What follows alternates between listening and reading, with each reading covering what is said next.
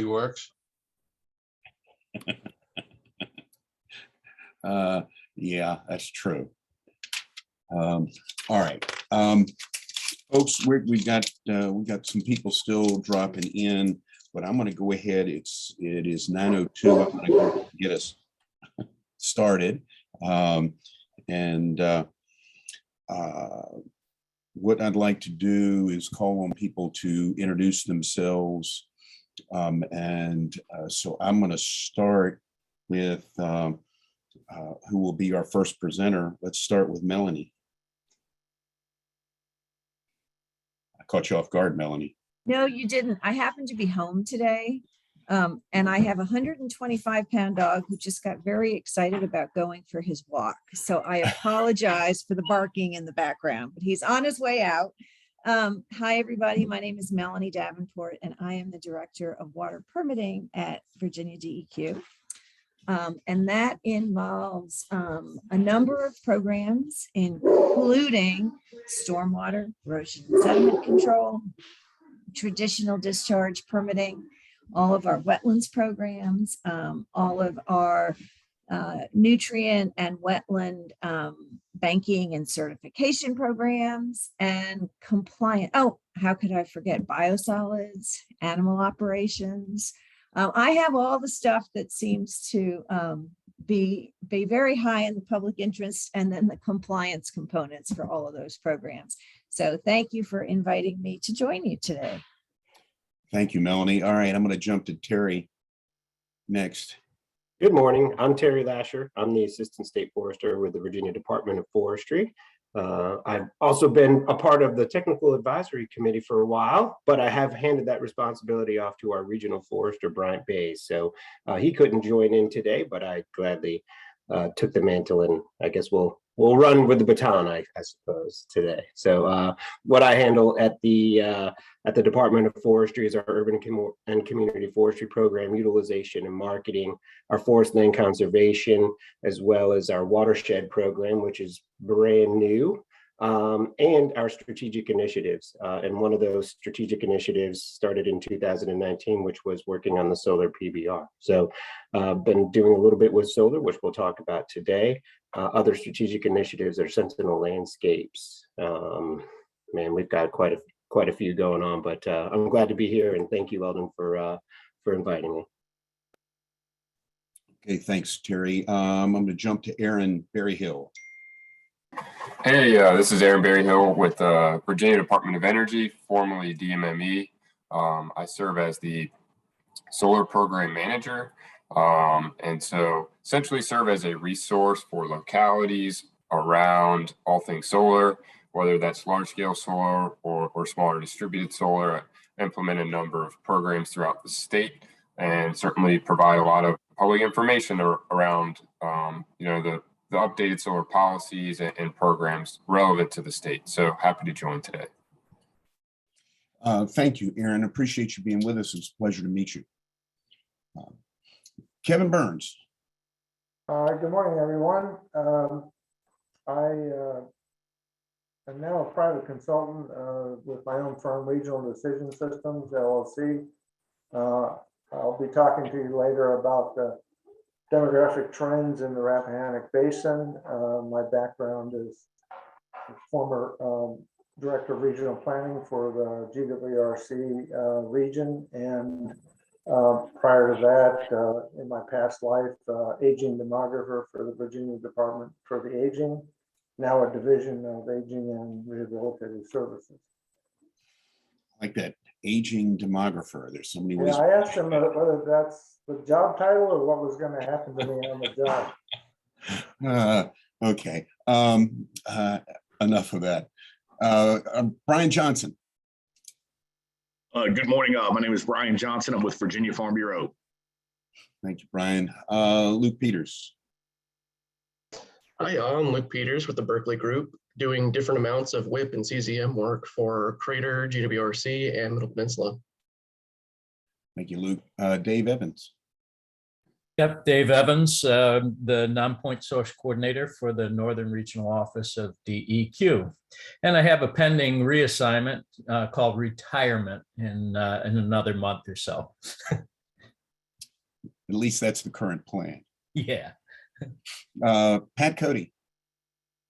Morning, Pat Cody. I sitting in for Northern Virginia Conservation Trust, where I worked for 25 years. I have a sideline developing finance plans for watersheds. Thanks, Pat. David Nunley. All right. David oftentimes has trouble with the technology. Must be related to you, Terry. Can you hear me now? There you go. Hi. Yes. David Nunley, environmental planner with Caroline County. Thanks, David. Ann Malik, welcome. Good morning, everyone. I'm interloper today, chair of the Little Sister River Basin Commission in the Rivanna, and I'm here to listen to your wonderful agenda today and hopefully do a version of it for our guys down south. Thank you very much. Thanks, Ann. Welcome. Glad to have you here. John Saunders. Caught you off guard. Yep, no problem. John Saunders, Environmental Programs Administrator with Stafford County. Jackie Rickards. Hi, I'm Jackie Rickards. I'm with the Middle Peninsula Planning District Commission. I work for them as a senior project planner. So a lot of our localities have constant questions about solar. So I thought this discussion was very relevant. Thanks. Thanks, Jackie. Welcome. And we'll jump across the river to John Bateman. Good morning, John Bateman, Senior Planner with the Northern Neck Planning District Commission. Harrison. Good morning, Harrison Bremen, Principal Planner at Culpeper County. Tommy Blackwell, are you able to come off mute? Yeah, this is Tommy Blackwell, Commissioner of the Revenue, Essex County, and friend of the Rappahannock. Thanks, Tommy. Always good to see you. Lindsay Edwards. Good morning. I am an environmental planner and clean energy specialist with the Berkeley Group. All right. Sarah Holbert. I am a consulting land use planner working for the Alliance for the Shenandoah Valley, and we're covering solar issues and trying to help the localities there. Thanks, Sarah. Glad to have you with us. Patrick Fanning. Good morning, Patrick Fanning. I'm the Virginia staff attorney for the Chesapeake Bay Foundation. Welcome. And back to the PDC groups. Norm Goulet. Norm Goulet, Northern Virginia Regional Commission, just sitting in the cheap seats today so I can harass Dave and Melanie. Okay, somebody's got to do it. Thanks, Norm. Julie Bolthouse. Julie Bolthouse. I'm with Piedmont Environmental Council. I'm the Director of Land Use. Welcome, Julie. Michelle Edwards. Hi, Michelle Edwards, Environmental Planner with the Rappahannock Rapidan Regional Commission. Welcome, Michelle. Michael Zerner. Michael Zahner with the Berkeley Group on behalf of GWRC and Middle Peninsula Planning District. Okay, thank you, Michael Zahner. I'll get that right one of these days. And let's see, I've got a phone number here. Oh, that must be, David, is that you on the phone number 633-4303? That's me. Okay, all right. Expecting a few more folks, but we'll see how they drop in. And with that, I'm going to turn it over to Melanie Davenport to talk to us a little bit from DEQ's perspective on our topic of the year. It is the topic of the year for me too. Again, thank you for inviting DEQ to speak with you today. So when it comes to solar, we have a couple folks in my shop who are very, very involved in the engineering and the day-to-day review. I am not one of those. I joke, I'm a lawyer. Everybody who works for me are scientists and engineers and statisticians and really technical people. And the reason I say that is because I'm here to kind of give a high level view of some issues.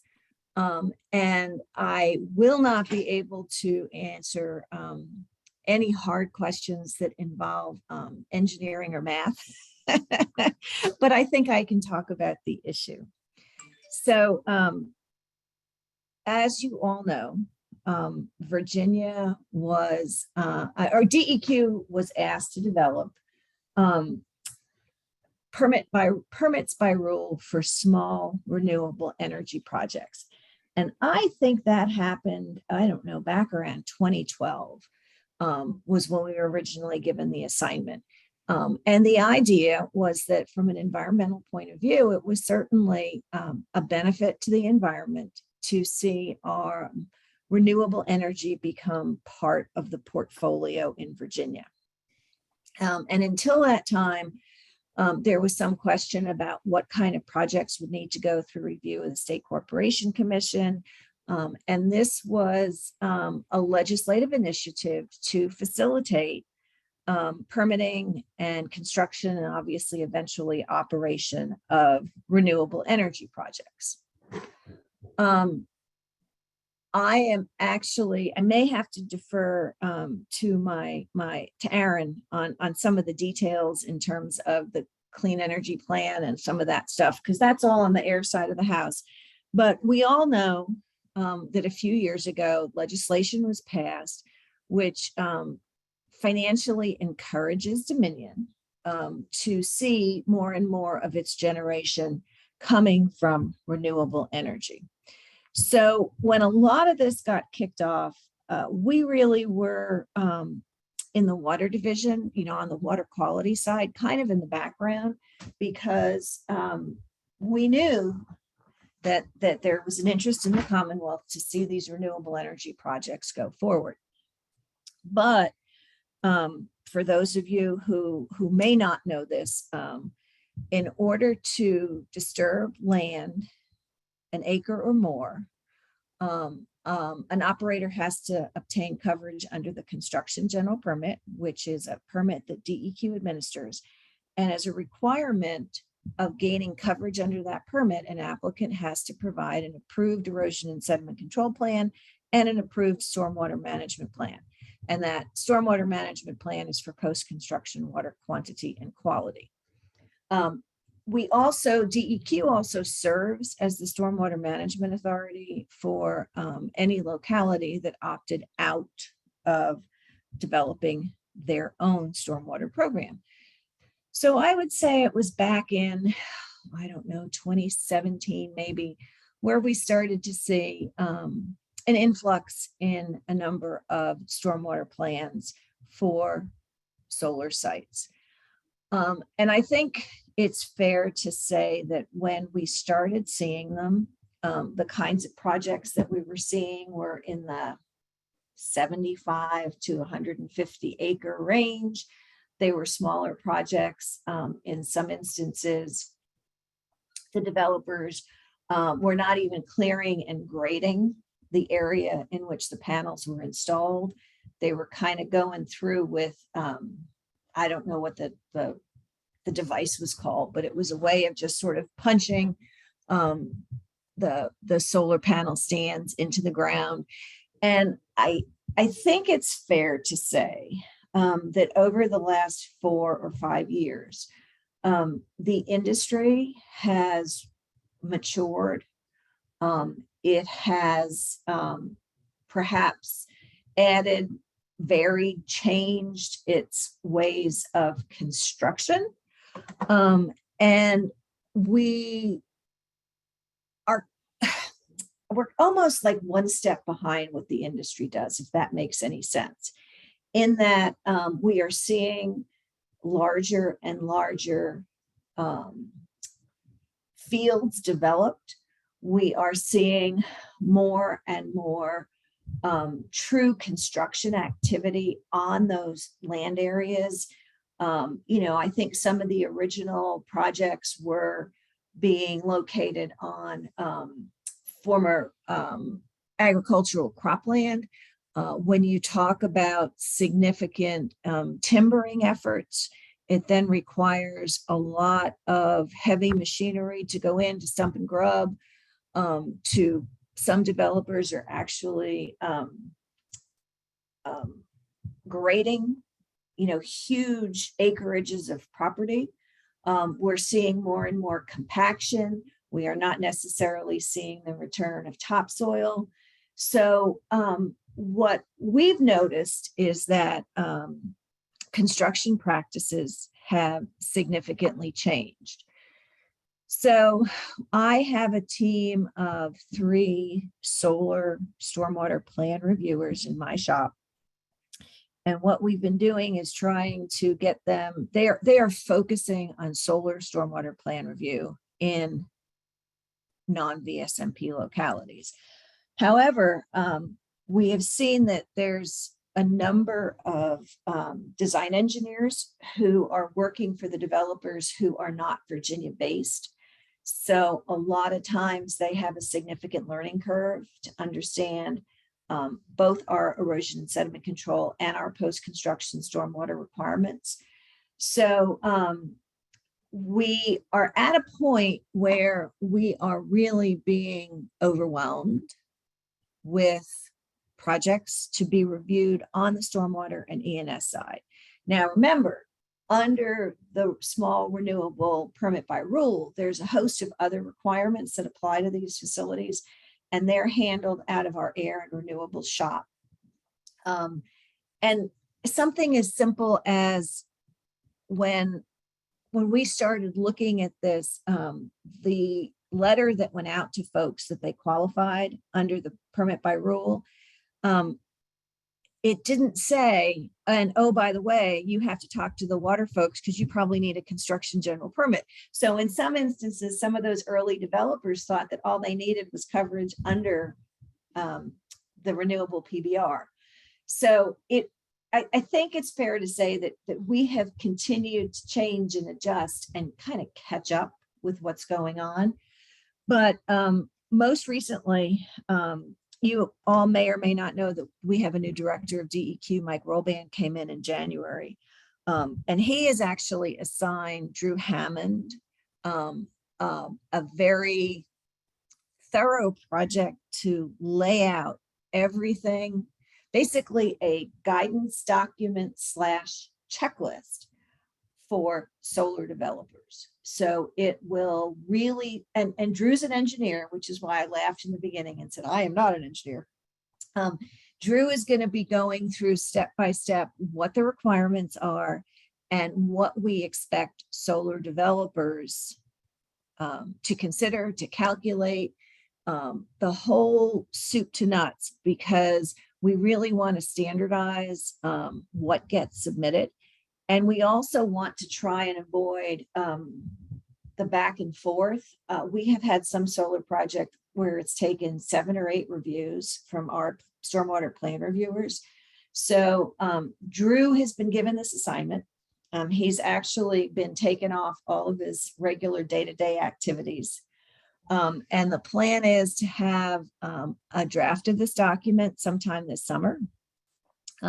He will engage in some degree of outreach with the development community.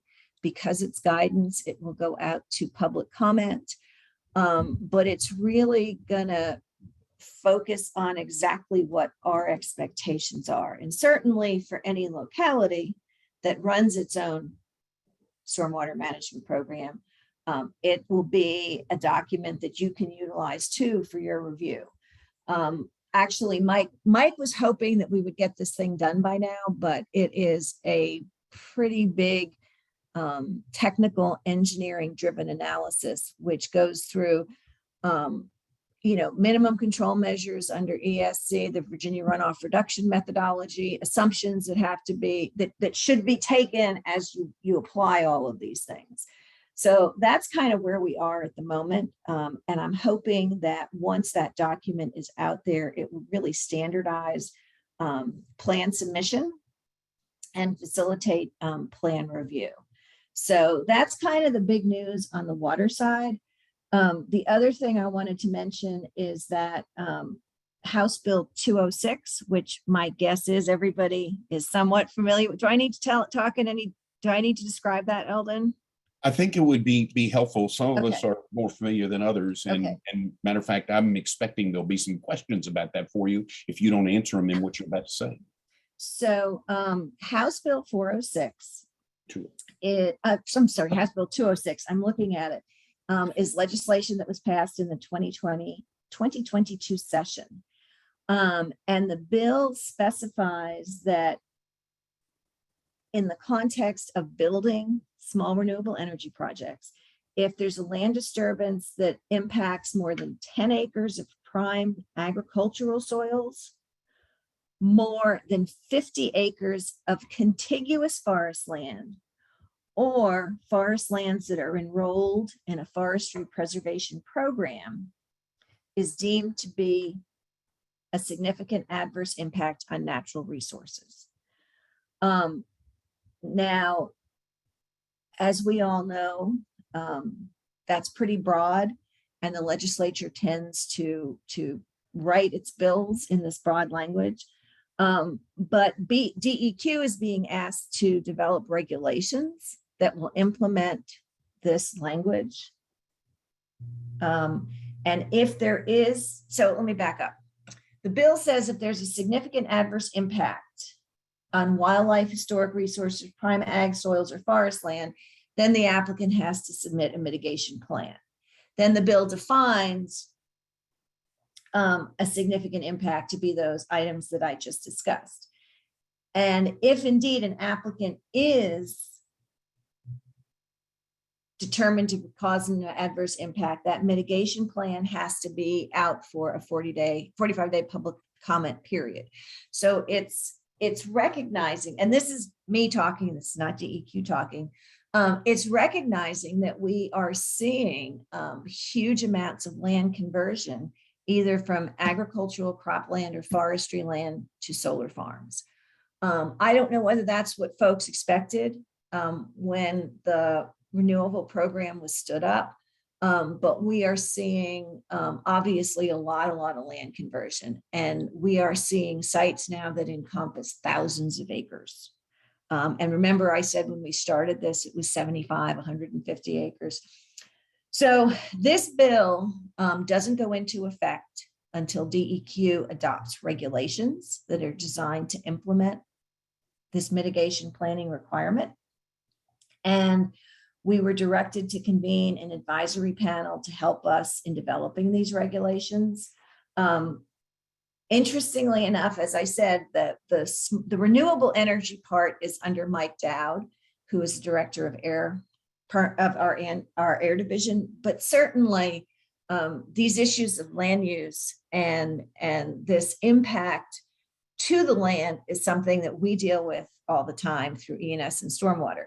So I have let Mike take the lead in sort of setting up the stakeholder group to the extent that there's a lot of paperwork involved, but the water division will absolutely be there participating in this.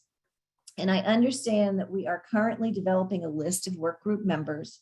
There is an enactment clause on 206, which specifies a laundry list of interested stakeholders who should be included. I think we'll be soliciting nominations through town hall very shortly. We're looking at the moment at probably having about 4 meetings this summer. And we are going to be engaging a facilitator to assist us because it really is a very large group. But we have not executed any contracts or anything like that. So the planning is well underway, but I can't tell you any specifics yet. So that's kind of where the big picture at DEQ and what has been going on. Melanie, and thank you for what you explained it to us on 206, that you did answer several of the questions that I was expecting somebody to ask. If not me. I'm a mind reader. There you go. How would someone stay informed on what's going on with that advisory panel who may not be on the panel, but wanting to track what's going on? So we will be posting meeting notices and meeting minutes on town hall. We have significantly revamped DEQ's website. And I would expect, and in fact, we'll talk to Mike about making sure that all of this information also gets posted to the DEQ website. And I will suggest that maybe he offer an opportunity for folks to sign up to get, constant comment type emails. I'm not 100% sure that we have the ability to do that, but it certainly is something I will talk to him about. Yeah, I expect that there are more than a few people in this meeting right here who will want to follow the work of that advisory panel.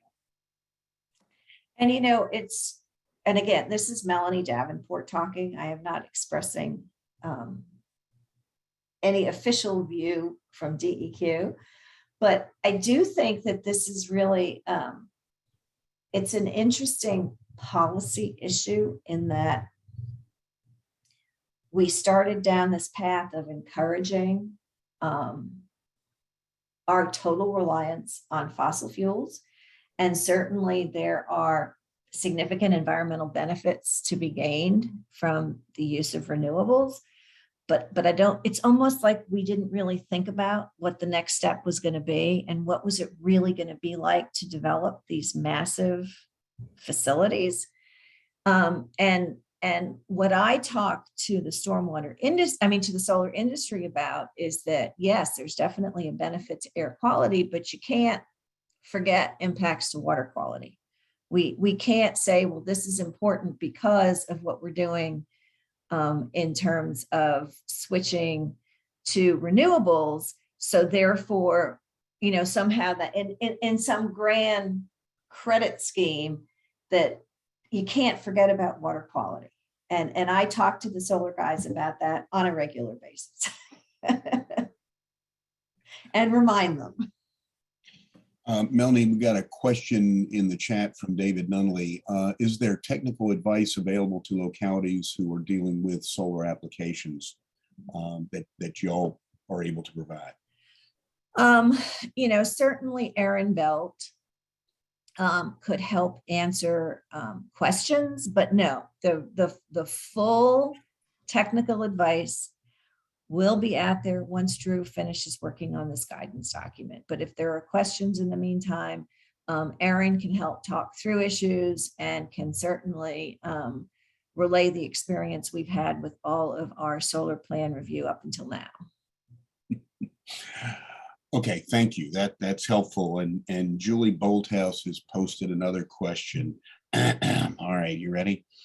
Has there been any analysis about how land use conversion for these projects impacts Chesapeake Bay goals? No, but we're definitely looking at it. And that was one. So you may or may not know that back in March, Mike Roban issued a memorandum that talks about how solar panels should be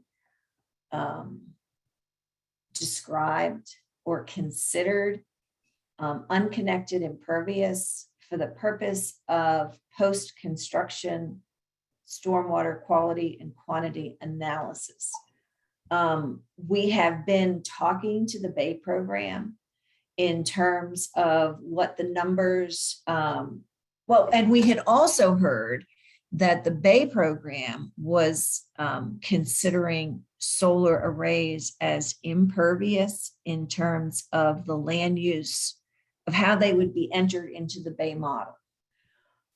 So we are trying to true all that up and make sure that we're on the same page as the Bay program. But what's not in debate is our post-construction stormwater quality requirement, which is 0.41 pounds of phosphorus per acre. So that was determined to be nutrient neutral. So we will still be holding these solar installations to that post-construction quality number. But there is some conversation back and forth in terms of making sure that we are all considering these arrays as the same land use and making sure that they are appropriately input into the Bay model. Yeah, hey, James, this is Eldon, this is Norm.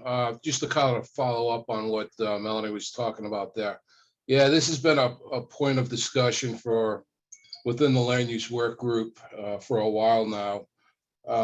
Peter is talking about the solar changes within Virginia as being the greatest change in land use that we're currently seeing right now. There's going to be a little more point of emphasis on trying to get a better inventory of the systems through the land use that he's producing, and we'll be working towards that over the next couple of years.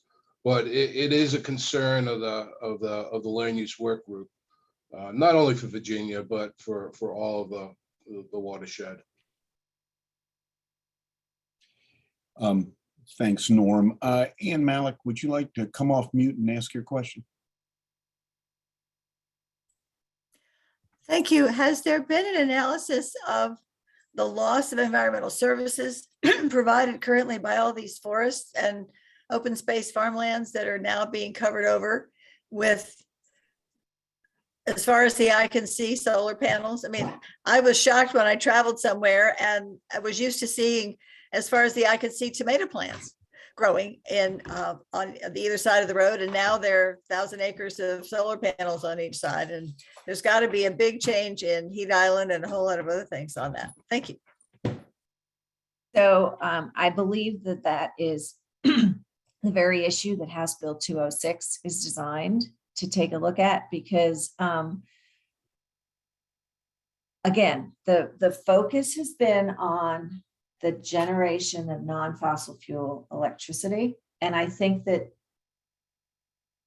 we've been kind of behind in taking a look now at what other environmental impacts there may be. And I think that actually a lot of localities are kind of pushing us to catch up and kind of true up that analysis. So no, not yet is the short answer.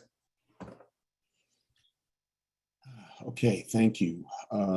Any other questions for Melanie before we let the dog in? All right. Melanie, thank you very much. If you don't mind, is Aaron going to speak next? I was gonna jump to Terry. Okay.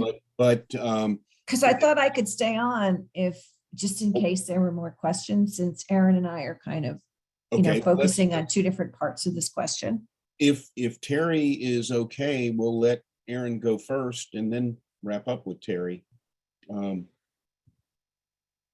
That's fine with me if it's fine with Aaron, but Eldon, you're going to owe me a lunch at the next commission meeting.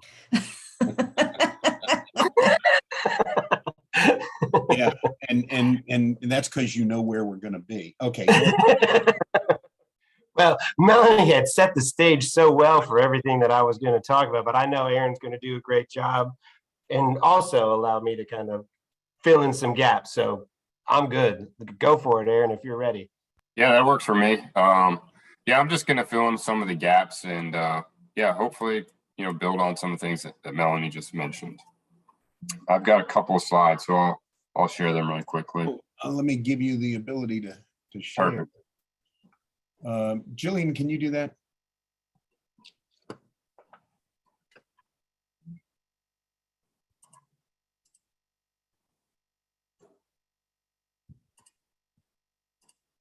You should have the ability to.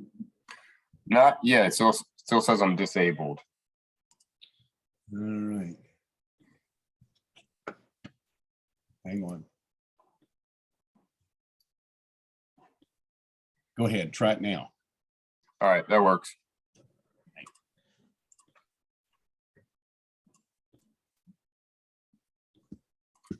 All right, it should be live now. Is that correct? We see it. Perfect. All right, so let me put this on the full screen mode. So like I said earlier, I serve as the solar program manager at the Virginia Department of Energy. I do a number of things, including kind of following some of these recent changes in policies and legislation.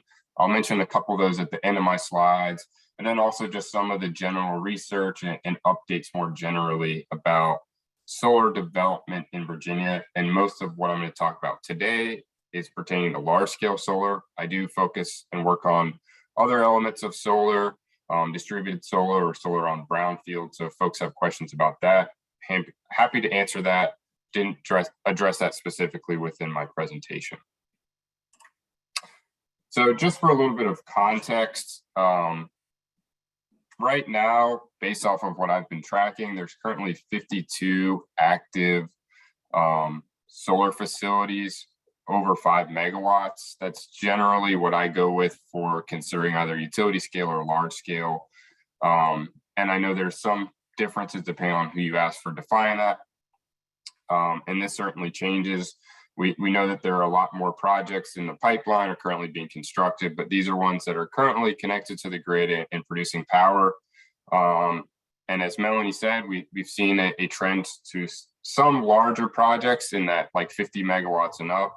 Right now, we've got most of the projects kind of in that 10 to 50 megawatt range.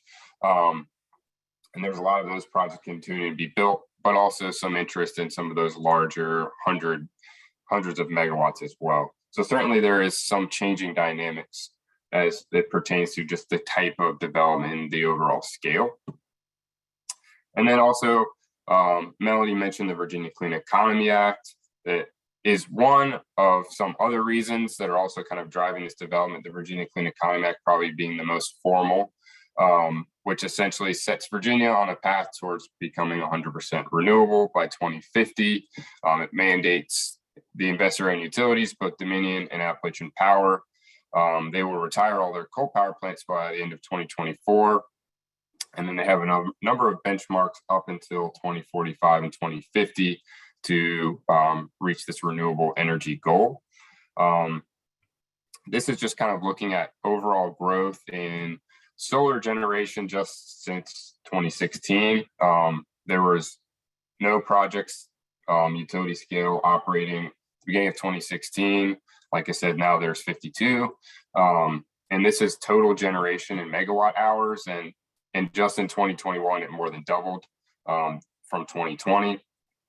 The reason you're kind of seeing these peaks and valleys, this is monthly generation. So of course, in the summertime, there's more generation than in the winter. But each year we're continuing to see rapid growth. And then I'll also mention that smaller green line is kind of what you consider like your rooftop solar. So certainly kind of a smaller overall percentage of the total solar output in Virginia right now. So that's just a little bit of context. And then I'll also kind of elaborate. One of the things that I work a lot is, what are localities doing and how can I serve as a resource for them? One of the kind of initiatives that we've just recently completed, our agency partnered with UVA's Weldon Cooper Center to do a Virginia solar survey. It was conducted in the summer of 2021. We reached out to all 133 independent cities and counties in Virginia, asked them a number of questions about their overall solar readiness, their solar policies, and just the level of activity. So we recently released a report on that. We had 82% of counties and cities respond to this. So it does provide some kind of interesting indicators of how localities themselves are responding to this type of development and what they're doing or aren't doing. So I'll kind of go over some of those key findings. There's, of course, a lot more questions. Encourage you all to kind of go take a look at that. It's on our website, Virginia Department of Energy, as well as the UVA's Weldon Cooper Center website. You can access the report as well as all of the questions and data. So one of the kind of really interesting things is just to see how localities themselves are kind of working around this issue. And of course, we know that localities really have a really important role in how solar development occurs within their community. This was the very first question of the survey, which was, is your locality preparing or have already updated their solar policies, regulations, or permitting processes? We asked it generally, and then we sorted it out through a number of kind of subcategories. So kind of in the bottom right or bottom left, you'll see 37% of localities said we're currently updating our solar policies right now. So over a third of localities last summer said we're updating our solar policies right now. So that's quite a significant amount. And another quarter said that they've already updated. So certainly a lot of activity at the local level. But then we also kind of broke down those numbers a little bit more, and this was self-responded in terms of how localities identified themselves, whether they're rural, urban, suburban, and combination kind of being a mixture of rural or suburban. And that was, like I said, self-defined by the localities. Of course, there is a certain type of locality that seems to be most likely to be updating their solar policies, and that being either the combination or the rural locality. So certainly, I think that kind of affirms a lot of things that we, seem to see about large-scale solar development occurring in rural areas, and of course, a lot of these rural localities responding by updating their local solar policies. So certainly, the data I think affirms a lot of what we hear in a lot of my discussions with a number of you all about localities and solar development. So certainly interesting. And then also just looking at regionally where this development has occurred. So we did ask each locality how many applications for large scale solar facilities have they reviewed. We had 51 localities that responded that they have reviewed at least one or more applications for a large scale solar facility. And you can kind of see regionally that breakdown. And we used a Weldon Cooper Center regional classification here. Certainly Southside has had the most amount of applications for solar facilities, with Central Virginia probably being the second most, and then not quite as much out in Southwest Virginia or the more western part of the state. So certainly, we have some regions of the state that are of a higher interest for solar development. Now I will mention individual county responses was confidential in the survey. So that's why if you are interested in what if individual county responded, we're not able to provide that information just at the regional level in terms of collective applications. One thing that was particularly interesting, we also asked them how many have they approved or denied, or how many have been withdrawn. And actually, based off of what localities reported to us, they reported that they've approved 80% of all the applications that they have reviewed. And that's just aggregated statewide. There's certainly some localities that are reviewing and denying more than others. Then we also did ask some questions more specifically about localities' comprehensive plan and zoning ordinances, just to kind of see what specific types of policies they are updating or changing pertaining to solar. So we did kind of ask just generally, does your local comprehensive plan have goals or policies pertaining to renewable energy? We had roughly a third, about 30, said they have adopted, and then another 14 that were in the process of updating. So not a significant amount. And then we also asked more specifically kind of pertaining to the development side of it. Does your local comprehensive plan identify specific types of land to site large scale solar? And pretty interestingly, not a whole lot said that they have. Only about 17% said that their comprehensive plan currently has something specific about types of land. Now, just to kind of build off of that pie chart, this is kind of a follow-up. So of those 17%, it was actually 18 individual localities that answered that. They actually do have some type of land identified. This is how they answered what types of land that they have identified as something that should be considered for siting large scale solar within their community. Agricultural land and land in close proximity to transmission lines ranked the highest. And I think that's kind of pretty typical, but certainly would be interested to see more local comprehensive plans be more proactive in identifying and providing some more guidance around development of solar within their local community. And then also we asked about local ordinances. Kind of very generally, we asked, does a locality's ordinance have a clear regulatory pathway for approval? We actually had slightly more localities that said they have a pathway for approval for large scale solar than we did for localities that said they have a pathway for approval for distributed generation solar. So certainly that's pretty interesting, especially since about 14% of localities said that large scale solar wasn't relevant or not applicable to them. Most likely they were urbanized areas, just unlikely to see large scale solar. So seems that ordinances are more likely to directly identify ways to approve large scale solar. We also asked specifically about adopting a solar ordinance, which is a little bit more specific section of code pertaining to regulating solar, more specific than just a regulatory pathway for approval. 45 localities said yes, they have adopted some form of a solar ordinance, and another 10 said that they're currently updating. So collectively, that's over half of the responding localities, which was 109. So like I said, certainly a lot of activity out there. And then lastly, I think this is pretty interesting just to see what resources localities are currently using for updating their policies and ordinances. Overwhelmingly, they're turning to their neighbors and other Virginia localities to find kind of the best mix for updating their policies. And I think kind of all of us in this call are probably somewhere here on this kind of list. And so certainly kind of interesting to see, you know, it's certainly a topic and like some say, like kind of the topic of the year. And, you know, it's interesting to kind of just figure out like what is each of our roles in kind of teaching or learning from one another and providing that information. And then lastly, I'll just kind of touch on a little bit of relevant new legislation that's come out in 2022.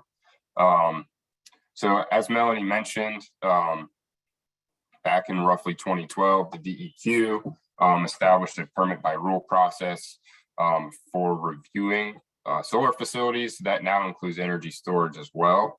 And that's for most projects, but not all projects.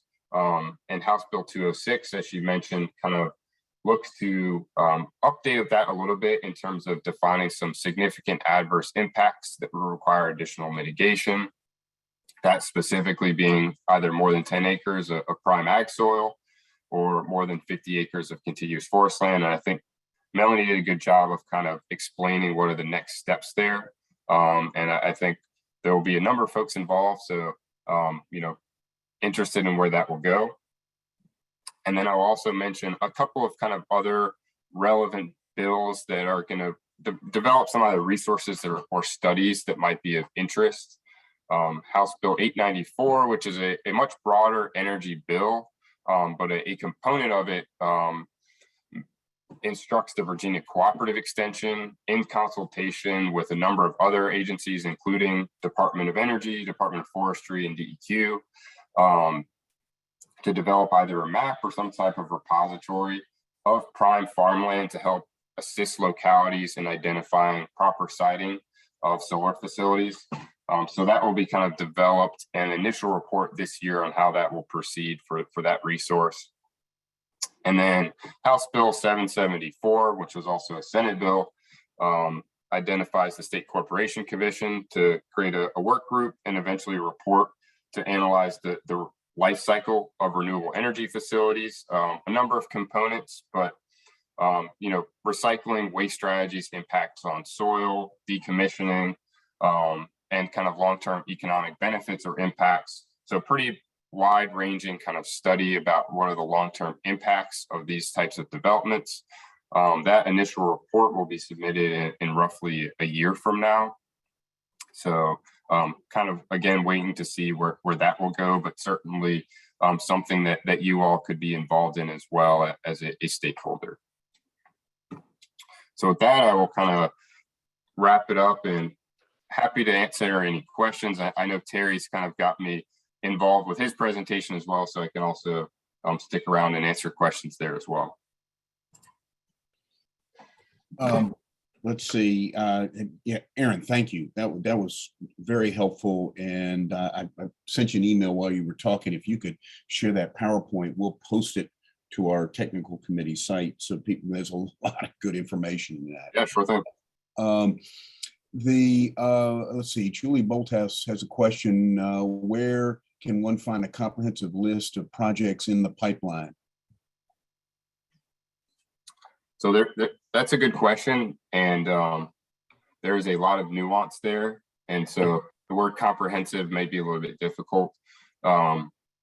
Certainly, probably PJM is the resource that folks would most likely look at. And that is essentially the regional organization that is permitting any project to be connected to the grid. So most projects, not all projects, are going to PJM to apply to be connected to the grid. That's kind of a whole nother topic of conversation. PJM has currently issued a 2-year pause on reviewing new solar projects. So there is a lot of speculation on kind of understanding what are the implications of that for the pipeline of new solar projects. So there's certainly, that is probably one resource. But again, there is a lot of kind of talks going on outside of, that resource, and something that I try to track, and it's quite difficult. I'm sure a number of you all probably also do the same as well. Can I follow up on that? Sorry. Go ahead, Julie. Hey, Julie, we're having trouble hearing you. Oh, sorry. Can you hear me now? Yes. Okay, sorry, I was facing the wrong screen. So the DEQ has a permit by rule list, and then PJM has, like you said, the permitting list. And then of course there's the county applications. Which one do they have to go through first? Is it PJM, is it DEQ, or is it the county approval? So You're gonna do that, Aaron? Yeah. I will address it, and Melanie, if you want to follow up. There's nothing that's requiring to do one or the other. PJM usually takes years, and that's part of the reason that there's a pause, is that it takes years for this approval process for PJM. So there is a number of speculative projects that are not for sure to be built. They're just applying to PJM because it will take years to, finally get approval to connect to the grid. So a lot of developers will do that first and then try to work out everything else after. And that's essentially why there is a pause now, because PJM is saying we need to find a way to clear out some of this backlog of speculative projects. So from my experience, I've seen typically PJM is kind of the first place. Now I know kind of DEQ maybe have some guidance on the local versus state permitting side of it that I'll allow Melanie to address. Well, what I wanted to mention is that, and even in House Bill 206, this comes up. There is a mention, there's language about approved interconnection agreement. And we've spent some time kind of researching that. And that is, as Aaron said, first of all, PJM is in the middle of basically shaking up everything they do with these approvals. And there are also different steps in their process. And some of the early steps are not very expensive. And there's a point in the process where a developer really has to dig down and do an analysis of the grid as to whether it can accept or how it can accept that energy. So what we're seeing is a lot of folks do some of that initial filing with PJM because it's not that expensive. One of the things that we ask for in the notice of intent, I believe, is some communication with PJM, but I don't know how that might change as they change their rules. We also see that a number of projects that come in under notice of intent actually fall off somewhere during the permitting process, because I guess the larger the site, chances are the more landowners that you have to get lease options and you have to put this project together. So there is a lot of variability in projects on and off, I guess, to amplify what Aaron said. Even in our world, we see things that we're listing as notice of intent, which will never go to actual construction.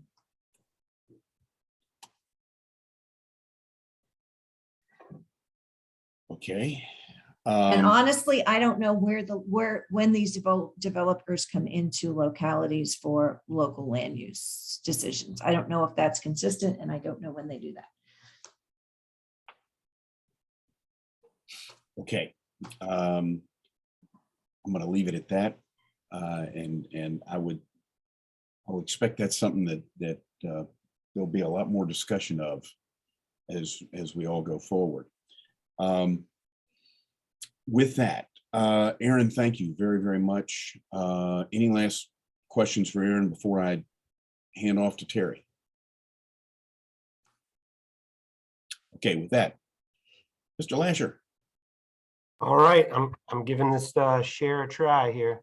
Oh, okay. You need to share screen? Oh, yeah. Okay, hang on. I made it available for everyone to share. So Yeah, I think I'm all set. Can you guys see that all right? Yes. That's the first time for everything, right?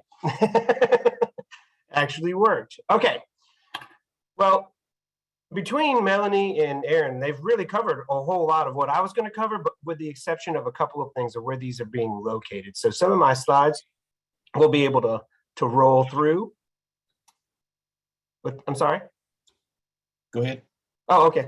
Some of my slides will be able to kind of roll through, but I'm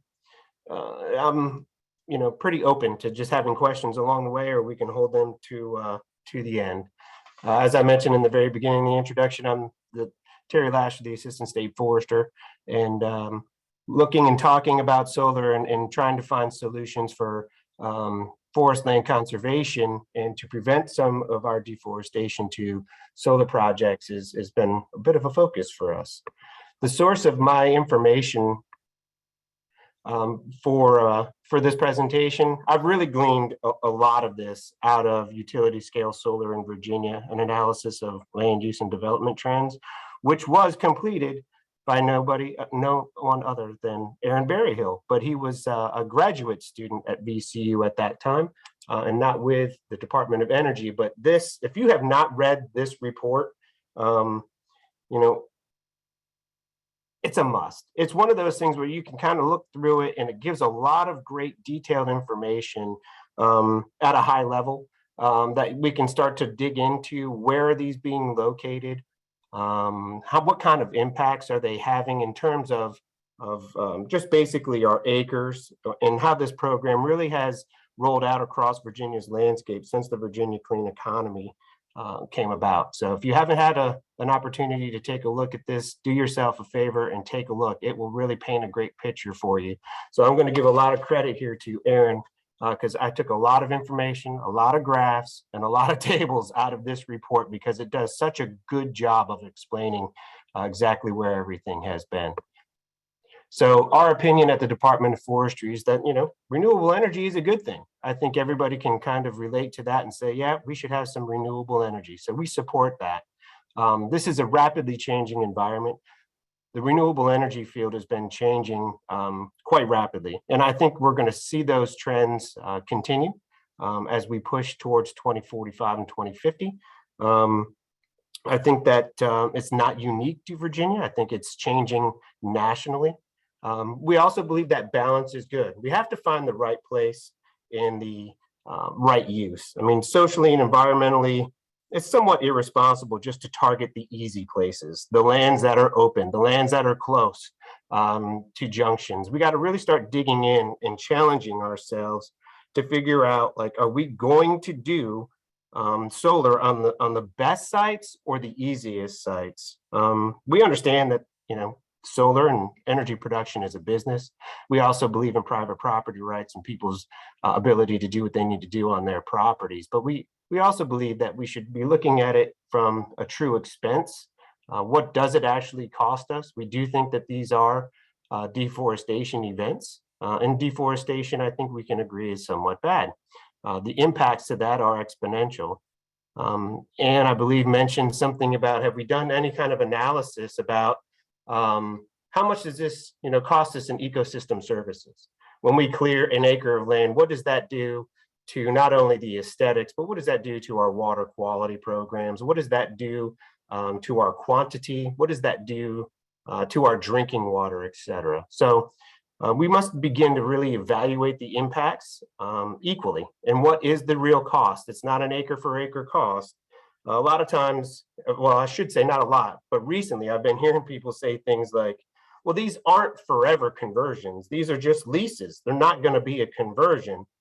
And I think we have to challenge ourselves again and say, is that truly the case? Or, once you have a solar facility there, does that now become its next best use? When it's there for 30 years, do people now just, it's part of, the landscape. And so they understand that it's there, and now it doesn't become a lease, but it becomes a purchase, or does it become a renewed lease? So I do believe we have to look at these more on a permanent type of approach, more so than this is just something that's going to occur in a short amount of time. So how many solar projects are there? I believe Aaron covered this pretty well. In 2015, and I think this goes to sort of the pace that things are changing as well, with a 5 megawatt minimum. In 2015, there were no utility scale solar projects. There were 3,000 distributed solar installations kind of across the Commonwealth. Currently, there's 52 in 35 different localities and 26,000 distributed solar installation projects. And in Aaron's presentation a moment ago, you could see that most of those applications were in Southside or Central Virginia, so 61%. So why has solar grown? There's a couple of reasons. The technology has improved, the costs have gone down, and land prices over the last couple of years have been fairly reasonable, especially for leases. But one of the bigger driving forces, we believe, is the Virginia Clean Economy Act. There's some requirements in there that mandate 16,100 megawatts from solar and onshore wind, net zero carbon, not neutral carbon, but zero carbon by 2050. Starting in 2025, 75% of all the sources of that energy suppliers need to be in Virginia, not outside of Virginia. Forces the retirement of natural gas in all coal-fired or coal-fired plants by 2024. So there's a lot of things going on here that are really kind of driving this at the pace that it's been. Key facts and figures. I hear a lot about megawatts, and I never actually could put my arms or my mind around what is a megawatt hour. It basically, on average, will power 200 homes. So in 2010, solar production was 10,000 megawatts in the US, and now it's 100,000 megawatts. So you can see that this is not just a Virginia type of concern, but a nationwide kind of concern as well.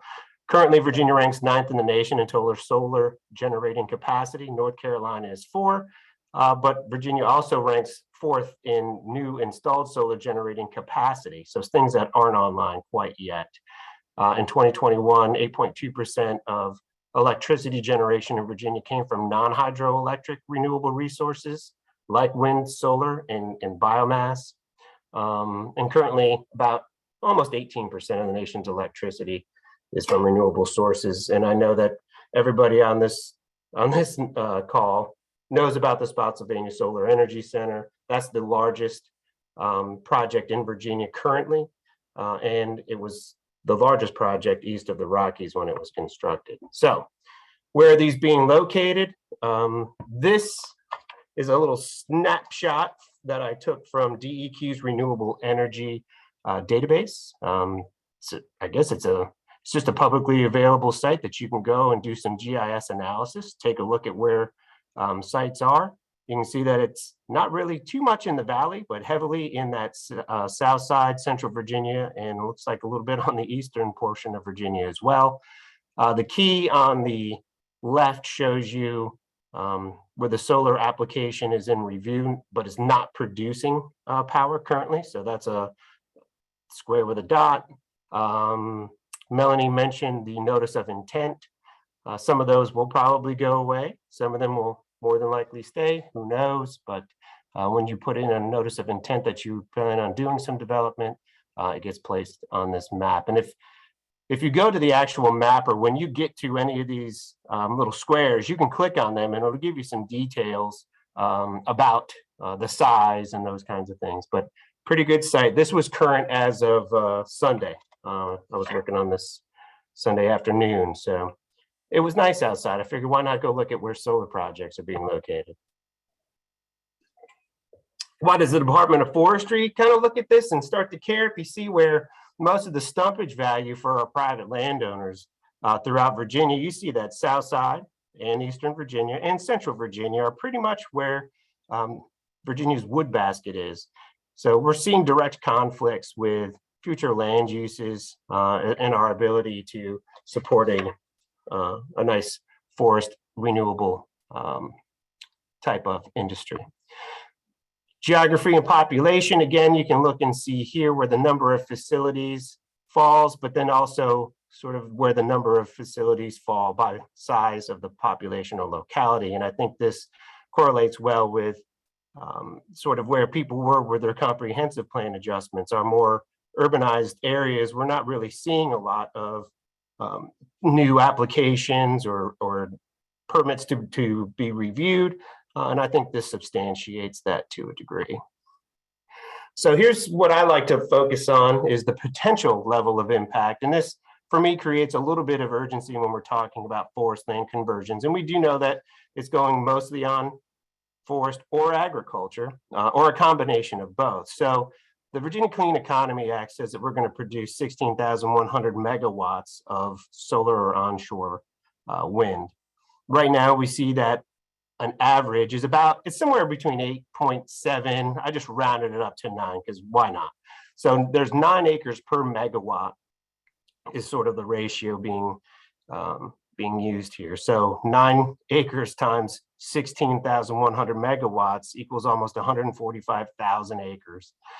In 2020, there were 38 active solar projects.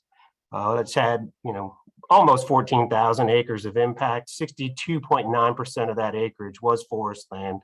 32% was crop and pasture. 5% was wetland, barren, herbaceous, and then there was a couple of other categories kind of sprinkled in there.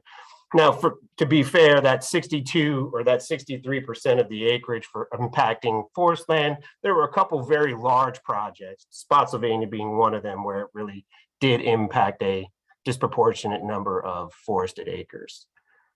Land cover impacts. Here's another table out of Aaron's great report. You can see that the number of acres, the total percent, and the facility average sizes here as you go through different land cover types. So how big are Virginia's facilities? Most of them are in that 5 to 20 megawatt size. So 29 out of the 38 were what we would consider utility scale, but smaller utility scales. So forests at a glance, when we look at Virginia, we say, wow, there's a lot of green on there. That's a lot of forest. We can afford to do it. 62% forest. But I think one of the things that we need to also consider is who owns that forest? Where is that forest? What is that forest providing? And what is it that we can afford to kind of take away? And not all forests are created equal. Forestry in Virginia is basically the third largest industry. It employs 108,000 people. It has a $21 billion impact to the Commonwealth. It's 61% owned by private individuals. So it's about 520,000 individual landowners. And to ask the question, or to answer the question, are they all created equal?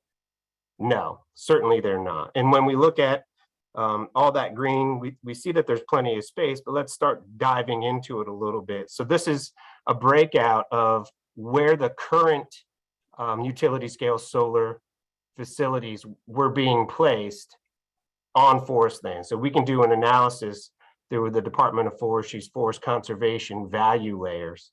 And we rate these basically considering like watershed integrity, the size of the forest, connectivity and proximity to other conserved lands, threats of conversions, and presence of diminished tree species. We rate those sort of, you can see the scale: average, moderate, high, very high, and outstanding. Basically, most of them are falling somewhere in that average to moderate, but we did have some high conservation value forests and very high conservation forests converted. That has an impact on things like our drinking water. If you see where Virginia's forested watersheds contribute to our drinking water and the population served, you can see that there's a great correlation there with the number of people served, as well as just the percentage of what water they get from state and private forest ownerships. And they're all, of course, in central, or the largest majority, I should say, are in central and in South Side and Eastern Virginia. So there's some impacts here that are real, and they're not just about forest industry, but they're about forests as a whole. We couldn't not talk about agricultural impacts. So here's sort of that same type of a breakdown with the agricultural lands. Low suitability all the way through high suitability. And you can see that most of these were on high suitability for farming. Now, why is that? And a lot of times, and Aaron, I think because you did this work, you can correct me if I'm wrong, but some of the qualities that make cropland highly suitable for ag is that they're also really great for solar. That includes things like the climate, the topography, the soil stability, accessibility, and the size of the parcels as a whole. So what are we doing at the Department of Forestry? And I'm sure this is not a comprehensive list, but these are the programs, events, and legislative and policy things that came to mind while working on this. As I mentioned initially, we did contribute to the solar PBR process back in 2019. That was a rewrite of 2012. We've hosted a policy action work group, and that was with the Institute of Environmental Negotiation at UVA. The goal of that group was to create a path for solar that minimizes impacts on land and use of natural resources. We had quite a diverse group of stakeholders sitting in on that, and we had some recommendations that came out of it, and we'd be happy to share.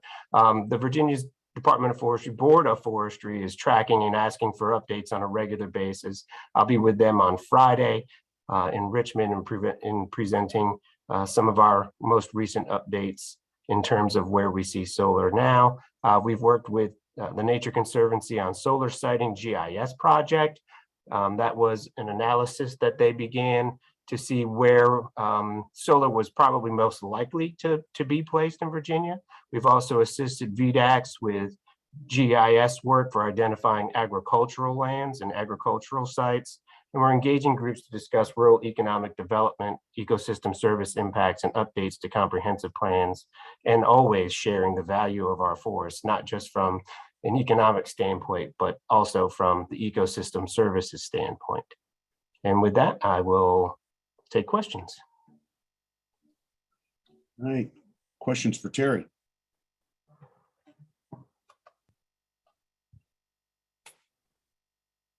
Wow, you got off easy.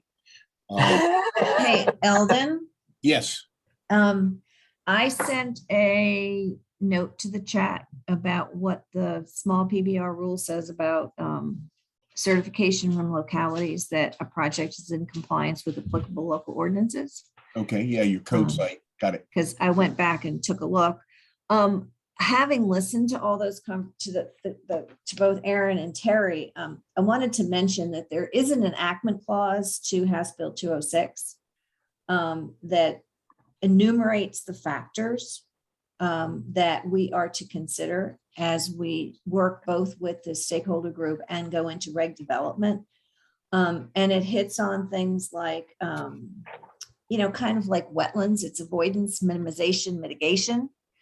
But clearly in there is we must consider the loss of ecosystem benefits, and then also non-compliance with our WIP 3 goals for complying with water quality in the Chesapeake Bay TMDL. So I think a number of the issues that have been raised today are teed up to be discussed in that stakeholder group. And we kind of laugh simply because the relevant stakeholders are actually enumerated in the enactment clause, and they include, but are not limited to, representatives from VACO, the Virginia Farm Bureau Federation, Agribusiness Council, the Virginia Forestry Association, Piedmont Environmental Council, the Nature Conservancy, Virginia Forest Products Association, Chesapeake Solar and Storage Association, American Clean Power Association, Advanced Energy Economy, AES Corp., the Data Center Coalition, Solar Project Engineers, Electric Utilities, and other stakeholders deemed relevant by DEQ, Department of Forestry, Department of Energy, the State Corporation Commission, or the Virginia Economic Development Partnership Authority. And then the kicker is the stakeholder report is due to the assembly committees by December 1st of this year, which is why I mentioned, looks like we're going to be using a facilitator, because this is going to be quite a conversation. Yeah, well, you know, you did need something to do this year. We've got a couple of questions that have been posted. Thank you, Melanie, for that. Luke Peters asks, has anybody done a formal cost benefit analysis on forest conversion to solar? And I'm throwing that at Terry first.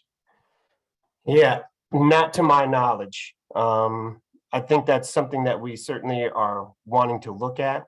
We can use some tools like iTree to kind of figure out, you know, what are some of those costs to water quality and water quantity, air quality. I think there's even some information there that we can look at with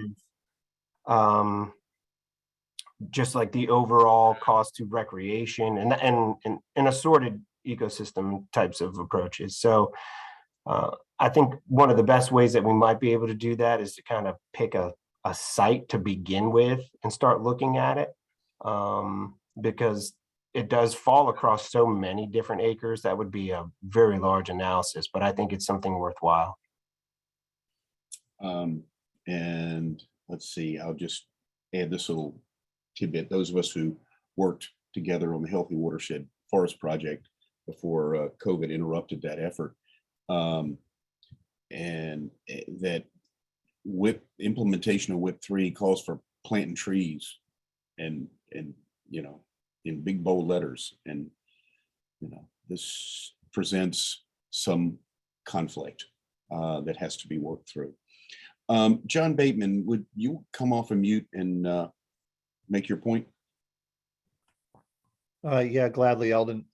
You know, I think one of the things that our localities have lacked in the siting process is data to help them understand, you know, where the best siting locations are.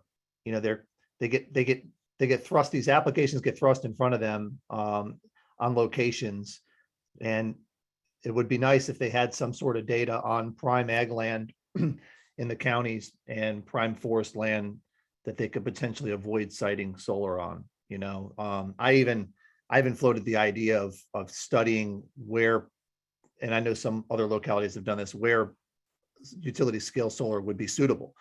That got a lukewarm reception with the local staff, but I mean these are the kind of tools that they need to ensure that these utility scale solars isn't being placed on sites that's going to be detrimental to future value and land use. This is Aaron. I'll just add, like I mentioned, I think it's House Bill 894. I think the goal is exactly that, for the Virginia Cooperative Extension to work on a tool for mapping prime ag soils and hopefully forests as well, and have it as a mapping tool. So that is hopefully, you know, going to be, you know, getting off the ground soon. Just John again, you know, Terry, we had worked this application, this NIFWIF application that I mentioned in this comments that we worked with our local VDOF staff, and they were willing to help us on that. It would be nice if, DOF would work on a similar layer that they're working on in the ag. I also wanted to mention too that we've kicked off a relatively new program at Virginia called Bright Fields, which is a very clever play on brownfields. And the folks in our brownfields and land remediation programs are actually trying to target solar application, whether it's the arrays or batteries or whatever, on abandoned or contaminated properties. And they are looking also at former mining sites. So we are trying to make those connections because we see this potentially as a really great opportunity for reuse for these sites. The problem, though, of course, comes from whatever needs the developer may have in terms of getting that energy into the transmission system. So as far as location, but I just wanted to put a plug in that we do have our new Bright Fields program. Thank you, Melanie. We've got another question from Julie Bolthouse, and I'm going to throw this to either Melanie or Aaron. Why are data centers considered a stakeholder? I can't answer that. I was not involved with drafting or reviewing the bill, so I'm sorry. Aaron? I'm not sure as to the specifics to that bill. I could just speak generally in terms of Virginia has some of the highest concentrations of data centers in the entire world because of the backbone of fiber running through Northern Virginia. And those data centers happen to have a lot of demand for renewable energy. So there is a connection, how that went into the bill, I'm not sure. And I'll simply echo part of what Aaron said. My understanding is that because by and large, the owners of those data centers or those who are contracting with the owners for the data center services, their corporate policies are they want to be powered by renewable energy. And they're driving a lot of the demand. And I just say I've heard those discussions and I heard it during the legislative session when the bills are being considered. Let's see. Okay. Other questions for our presenters on solar before we shift gears to demographic changes? Eldon, can I ask a question? Go ahead. So Caroline County is currently has about a half a dozen applications on the table before the Board of Supervisors. We did adopt a solar ordinance that requires a special exception. So that's where we are. Haven't heard the concerns from a number of entities about the impact of solar. The recent DEQ memos that acknowledge the need for better environmental protection, as well as a discussion of this future development of guidance. Where does that leave the board with these current applications? I've got one where we have an adjacent property owner who's identified an area that's likely to be impacted adversely. For the board to move forward at this point, it seems like we're set up for a lawsuit against the county. So it's almost like you either got to step into that situation or for the local boards to just deny every application until this guidance comes out. That's a very difficult situation, and we really could use some help. Thank you. Anybody want to wade into opining on that one? I'll just say you're free to reach out to me at any time, and happy to discuss some of those more technical nuances one-on-one.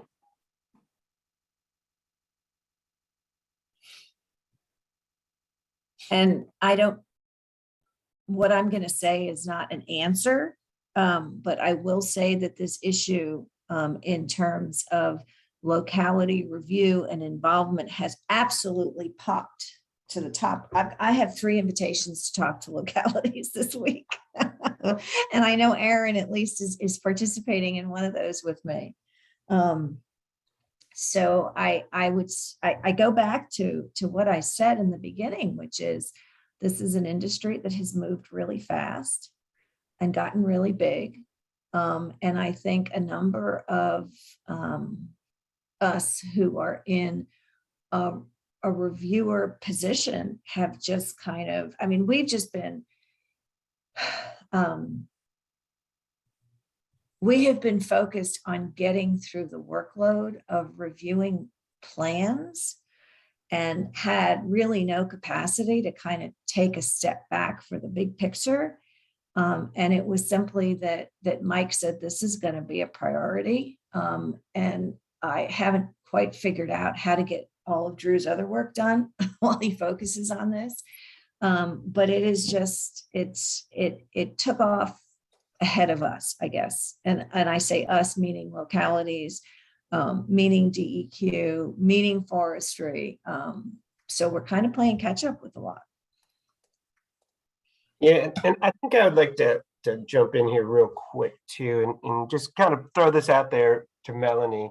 I mean, the PBR process started with like one person in it, right? Wasn't it just Beth? It is, and she's retired, and there's now still just one person in it. And I mean, we all either work for, I shouldn't say all, the majority of us on this call work for either state government or local government. It's a big ship to try to move quickly and be nimble. And this process and this act came along so quickly. I mean, in 2015, there were 0 utility scale solar projects in Virginia. We had a very small group, or not even a group, a very small one person at DEQ reviewing these as they came in. I think the impetus for having the 2019 meetings and reviews was to try to make sure that program could address the number of applications, but also I believe that program was intended to be self-sustaining. So we needed to figure out what sort of those permit costs should be. There was just a lot going on. And unfortunately, people don't think about what's the impact of forest when that happens, or to ag land. They're just like, wow, we're going to get renewable energy. And this process is going to work, and the government must be ready for it. And it's clear that we were not. So catch up is clearly the role that we're in at the moment, but do know that people are talking about it. There's a lot of conversations, a lot of synergy working between all the different agencies that have some stake in it. And I think, we're just catching up. I think that was a great way to put that, Melanie. We're just catching up. So my question to you is, where do we stand with sort of the PBR review process now, other than Beth retiring? Well, there is one person, Susan Tripp, who has taken on the responsibility for the PBR review and implementation. She works really closely with Aaron Belt, who runs our stormwater program. But again, it's really limited resources. The other thing too is I think that, and I kind of said this before, but the idea of renewable energy and the environmental benefit it provides was really looked at in a silo. And I, kind of wish some of these conversations had happened at that time when the Virginia Clean Economy Act was being contemplated. I mean, I don't think that, I don't know how much discussion there was about, well, where are all of these thousands of megawatts of panels going to be sited? How are we going to manage this thing? Because there was real excitement for that initiative, but it was that initiative was looked at in a silo. I will say, well said, Melanie, and I won't add any other commentary to that. And that was, again, a personal commentary, not necessarily a DEQ commentary. Understood, understood. But having been, one of the people on site at the legislature every day when that was going on, it was a focus on that issue, and the trade-offs that come with any public policy. The trade-offs that come with any public policy decision weren't necessarily fully considered. And I think part of that was because people didn't realize what those trade-offs might be when they were plowing ahead with that. I don't think there was any ill intent on anybody's part.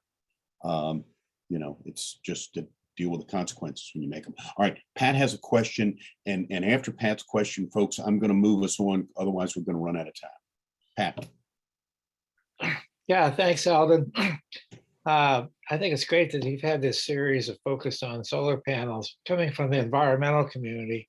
It seems to me like the tsunami of solar has kind of put us all on defense. And I would urge that maybe in your planning that you have a session where the environmental community starts to reflect on how they view this and what can be done, what can be partner win-win situations, and what can be battles. Well, funny you would say that, and thank you for that segue. Our plan has been and is still that on our June 15 meeting, we will be inviting the conservation groups to offer their perspectives. And our friends with PEC and Friends of Rappahannock, who are active participants in this group, I'll be extending an invitation, Julie and Brent, who are on here. And I'll be in touch with you guys. We're also going to want to reach out to some others, the Nature Conservancy, the Conservation Network, and give them an opportunity as well. Tentatively, July and August, we're going to be looking towards the some property rights perspectives and then industry perspectives. And I think that kind of gets us through all the groups that we'd identified early on. And as folks contemplate that, if you have some input or feedback for me, feel free to share that offline. I'm not going to open the discussion back up now, otherwise we will not have time to move on to the population change discussion that Kevin has done some work on relative to the census information. With that, I'm going to move us. I'm going to turn it over to Kevin. Kevin, I believe you can share your screen. And Eldon, I'm going to say goodbye and thank you so much for asking DEQ to participate. I really appreciate it. Melanie, thank you very, very much. And if for anybody else who needs to drop off at this point, I want to thank Aaron and I want to thank Terry and Aaron. I'm glad that I was reminded that you are a VCU MERC graduate, that you see my wall back there, as am I, and go Rams. So thanks all. Bye-bye. Thanks for having me. Kevin, take it away. Okay. Everybody see my screen? Not yet. Okay. Hang on.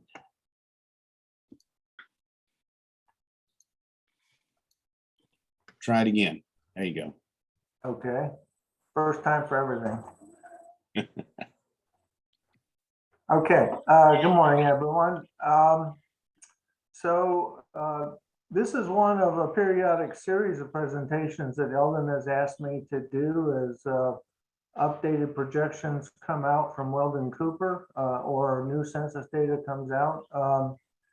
So now we're talking about the trends between 2010 and 2020 and how those might impact upcoming projections to be released by the Weldon Cooper Center Population Research Group pretty soon. Again, the focus is the Rappahannock Basin and all or portions of the communities that make up the River Basin Commission. Geographically, the watershed area is defined here by this line, and the areas shown in pink are basically the balance of the communities touched by that. Albemarle and Northumberland are touched by it, but have been excluded from participation, I guess, by the statute that set up the Basin Commission. So our conversation will be about those remaining communities shown in pink or inside the watershed boundary. To start off the discussion, the 2020 census was very different than any taken in the past. And the Census Bureau's planning for the census was a reaction to the development of very sophisticated data mining technology with the advent of Google and so forth. The Census Bureau's Census Planning Group realized that to comply with their statutory guidelines of protecting confidentiality, with the growing sophistication of data mining techniques and computer technology made it necessary to introduce some way of making the numbers at the smallest scale, the census block level, a little fuzzy, so as to protect the confidentiality of individual responses where there may only be a few households in the census block. While that didn't necessarily deter the redistricting process, it does, have some impact and introduce a little bit of uncertainty or maybe skepticism about the accuracy of the data. And so one of the researchers at Weldon Cooper, in writing about, how to treat census 2020 census data, the headline is why that data needs to be treated with caution, and don't just automatically assume, especially at the smallest geographic level, that it is 100% accurate. So with that said, as a caveat, what I've done in this presentation is to basically compile the redistricting data set from 2010 and its corollary data set from the 2020 census, crop it and aggregate it for the watershed area that are previously shown in that graphic slide. And so the watershed population from the 2020 census would be estimated to be 355,259, representing 55% of the total population of those localities in the entire basin group of communities. And then the sub-basin totals are broken down, and for example, this 139.25 represents 36.8% of the population of the upper basin communities, which represent 31.5% of the total population of the basin. So if we look at the change from 2010 to 2020, I'll start here on the total watershed and total basin level.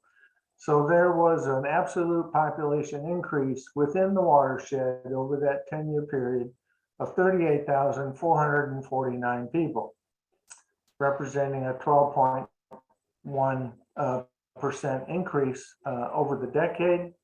And that 38,000 some odd people represents 52.5% of the total increase among all of the localities. So slightly more, a little over half of the population growth of the entire basin happened within the watershed portion of the basin.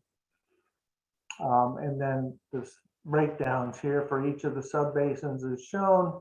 And we can see significantly that in the aggregate, there was a net population loss in the lower basin, representing almost 4% population decline. And disproportionately, that population loss occurred in the watershed area, since the total basin communities of the lower basin only lost 666 people, only a 1% decline. So the population losses are occurring closer to the river. Now, when demographers look at population change, they start with a base population. In this case, it was 2010. And so, there is a component of natural increase, which is the total births minus the deaths, a net migration number, which is in migration minus the out migration.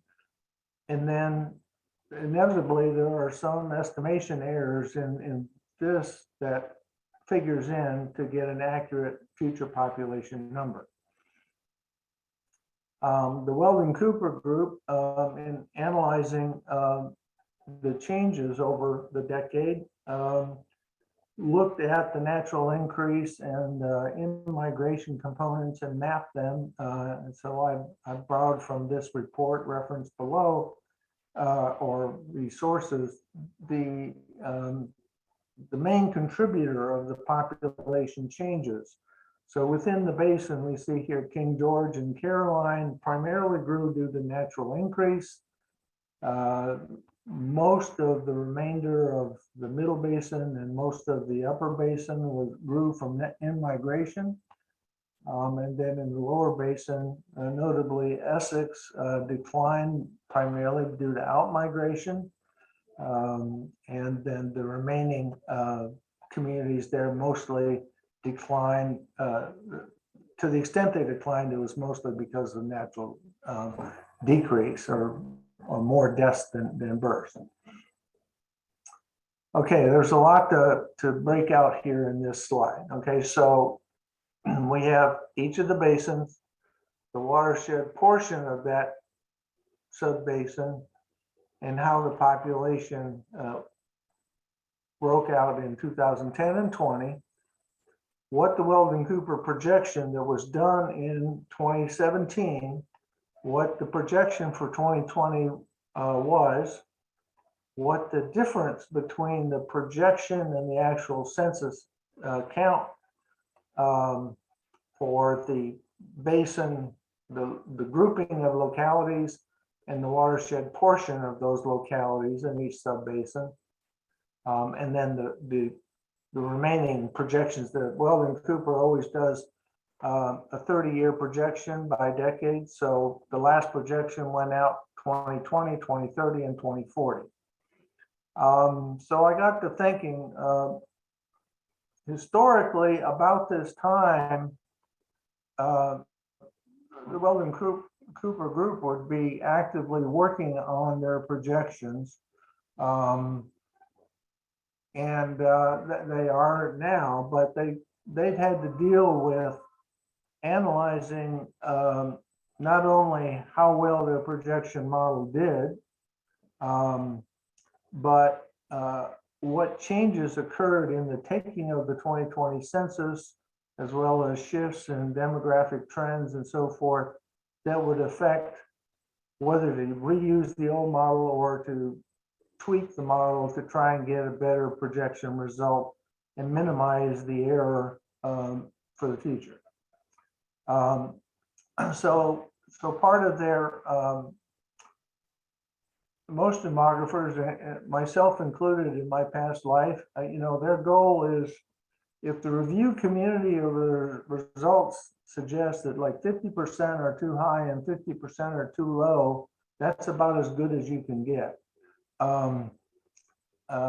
Because you're trying to, hit the average, and so they're going to be outliers on both sides. Now, this graphic portrays both the positive and the negative percentage differences across the Commonwealth. I sort of highlighted the basin here a little bit. And you can see that the city of Fredericksburg had a high net difference, and other communities had a relatively very low in the dark green. So let's look a little bit further at what the actual positive or negative differences were. In the upper basin, the group, 6 communities there. Now, this is countywide, not, there's no watershed breakdown here because they don't do projections at the watershed level, only at city county level. So you can see across here, the majority of the upper basin communities, the projection model under projected what the census result was going to be. Only in Greene County did they over project the population. Similarly, and not too surprising for those in the middle basin communities are familiar with that area, the high growth communities, were under projected. King George, Spotsylvania, and Stafford, and Fredericksburg was slightly over projected. And Caroline County, they almost nailed it right on the nose. But in the lower basin, generally the communities were over projected, not so severely, but and Westmoreland was under projected. In the aggregate for the basin, in total, there was about 2.5% under projection. Now, in trying to anticipate how might Weldon Cooper's next projection effort, what's the baseline for that? Well, obviously the baseline is 2020. And as a starting point, for, I guess, conversation with them about what does the future hold, across the Commonwealth, my starting point was to say, well, what if we added those net differences back in to the base and added it to the future projection models to sort of set a new bar for what those communities might grow into in the next 10 or 20 years and beyond. So this slide does that. It takes the net difference for the watershed and the group of communities and adds it to the previous, the census number, and to get the 2020 projection. Well, and then projects the, revises the projection or adjusts the previous projection by adding that 2020 difference to the outlying years. So that's just a sort of a starting point to say, well, if we evaluate when we get some new projections from the Weldon Cooper group, what might they take into account, and what's sort of the new maybe baseline for them. So a couple of caveats and insights. Number one, the next projection of total population is expected to be released by the Weldon Cooper Group in July of this year. In spite of the fact that they don't yet have the detailed 2020 census data that gives them further information by age, race, and sex of the local population.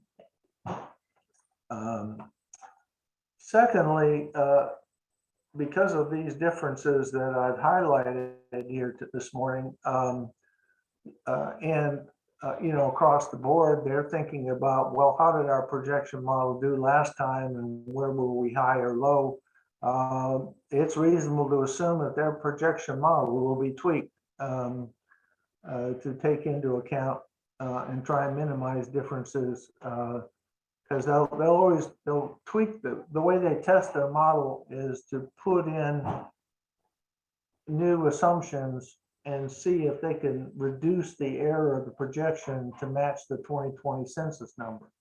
And when they get that error of the estimate minimized, then they figure that's the best possible model for projecting the future.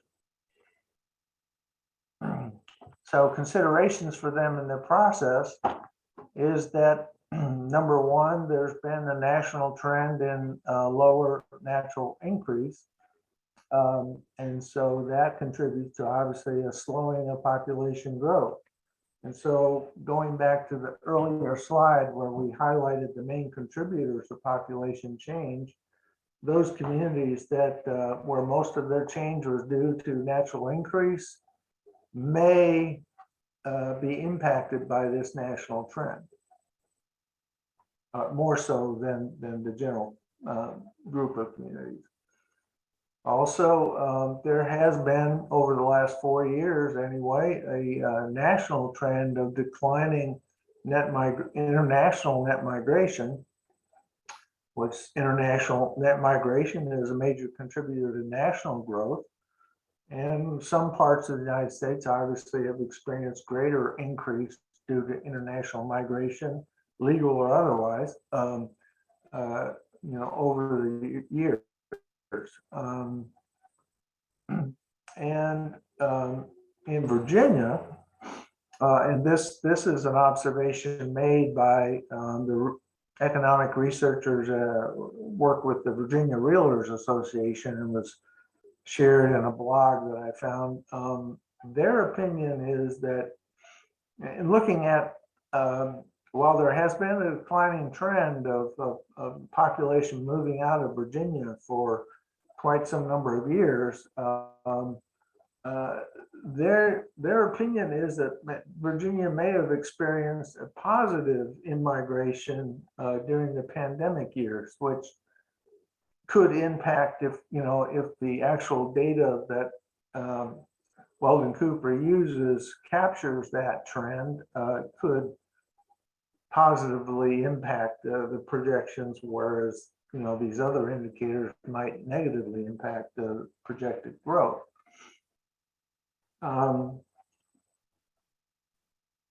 So I was kind of curious, so on the state level, just to double check,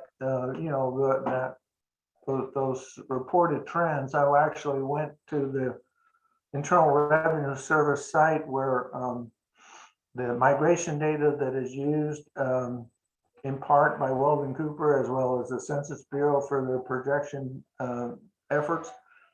It does in fact show a trend of there was a definitional change that took effect in 2011 with the migration data, the way the the Internal Revenue Service calculates it. So the historic data prior to 2011 is not directly comparable. So I didn't try and tease that out.